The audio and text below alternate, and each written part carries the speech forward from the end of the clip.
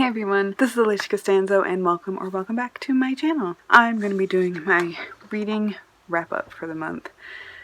It's a little late and I'm sorry about that, but man, has life been busy. It's about to calm down, it's about to get more exciting in different ways, so I'm here for that. But let's talk about my books. Okay, to redo some of my maths, so bear with me y'all. Alright, so how many books did I read? I read 10 books this month. It's about average, between 8 and 12. So, I read, or listened to, 8 audiobooks and read 2 ebooks, no physical books.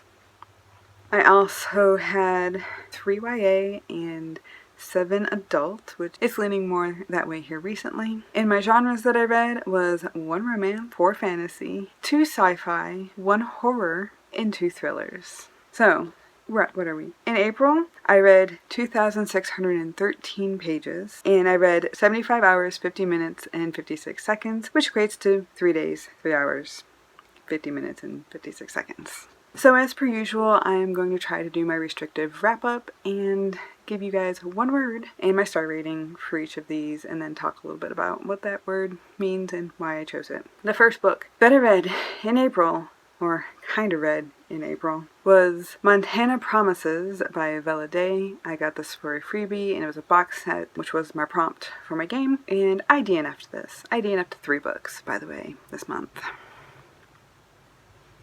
Yep. So I read 43 pages of it, and my comment or my phrase for this was too easy. Everything was happening too easy, it was going too quickly, there was no real tension, I felt nothing for the characters. So I skimmed a little bit past where I started to notice these things and decided to DNF it.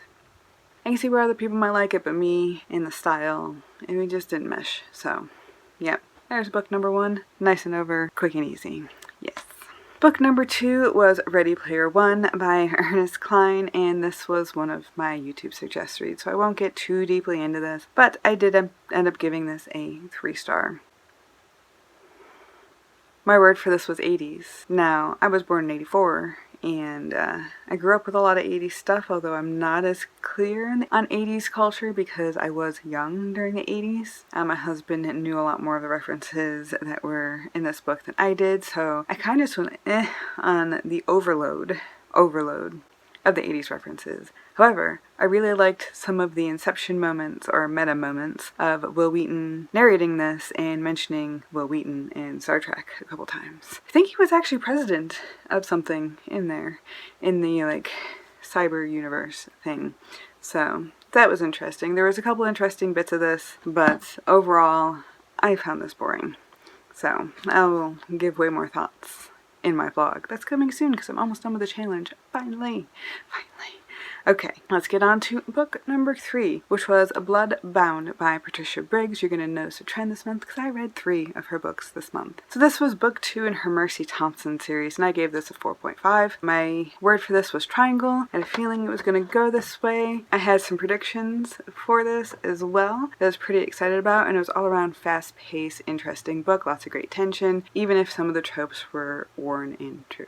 But some tropes work, and I like the tropes that she was using, so I was on the ride with her. And I have some predictions about Stefan. Alright, let's get on to book number 4, which was my favorite read for the month. As soon as you learn what it is, you're going to probably know why, because she's one of my favorite authors. It is How the King of Elf Fame Learned to Hate Stories, and that is by Holly Black. This is part of the Fair and Oak series. Fair and Oak? Aaron Folk series. I can speak. I really can. I've only been up since 4:30. It's fine.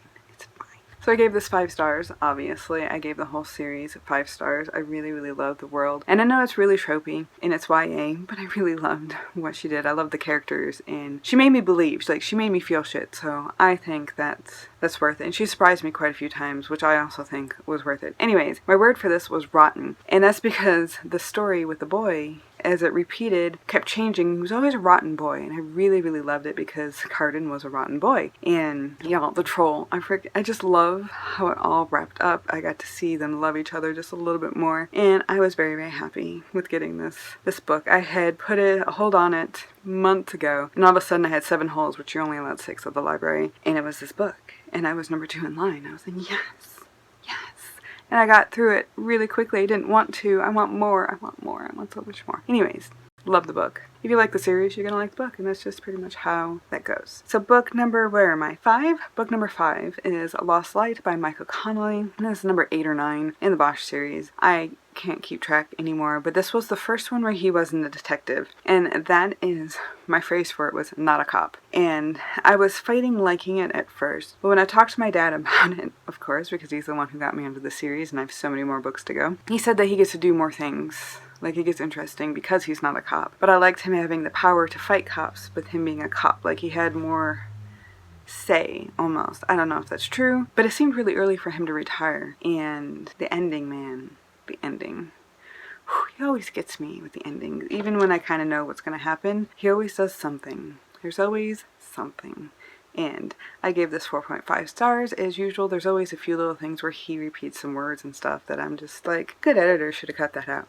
But overall, great story, is always convincing me, and always, like, he just grabs a hold of me, and I love the way he tells a story. So yeah. Book number 6 is Iron Kissed by Patricia Briggs, book 3 in the Mercy Thompson series. And this one word was whoa, because this shit was fucked up. Was I into it? Yes. Did it fuck up my brain? Yes, it did. I can't believe she had that happen to her character, and I can't tell you what it is because it's a big spoiler. But I have written similar scenes, and I understand why it's necessary sometimes. I'm still waiting for the absolute necessity of it to show itself. Like, I know there's some bits of it with the whole mating thing and, you know, the dangers of being kidnapped and all of those other things that go along with that. What they can do to a person, but so far it hasn't fully formed, but I think it's going to continue to affect her because it does in the book after this that I've already read. But there is some trauma that happens at the end of book 3. Like, so, whoa. I gave this 5-star. I thought it was excellently handled for what she showed and what she didn't show, and I'm pretty sure I was right about Stefan and his interest in Mercy, which would make this almost like a love square, but some other things happen, so I don't want to ruin it, but there's a lot of romance and switching gears and people wanting Mercy for certain things. So yeah, I just dropped my piece of paper. Be right back. So book number 7 is The Wanderers by Chuck Wendick, and this was another DNF for me. I gave it 8 hours, 25% of the book in 8 hours. I like Chuck Wendick's writing. Like, that wasn't necessarily the problem with this, but my word for this was too much. There were too many point of views, we were focusing on too many things that really didn't seem like they mattered. Like, this book could have been so much shorter and had so much more impact if he had just gotten to the fucking point. That was my that's why I DNF'd it. I looked up a summary of it and went, oh, that could have been done in at least half the time without all of the extra hoopla and shit that was going on, and very agenda driven, and I'm not really big into political, like, no, absolutely hearing every single political view that you have in a book. I don't care. Show me the world and what's going on with it rather than giving me commentary, just blatant commentary about the world with no real, they're not really affecting the story, without not affecting the plots or the characters or any of that stuff. So I just was not invested in it after 8 hours, which is how long some of the books I usually read are.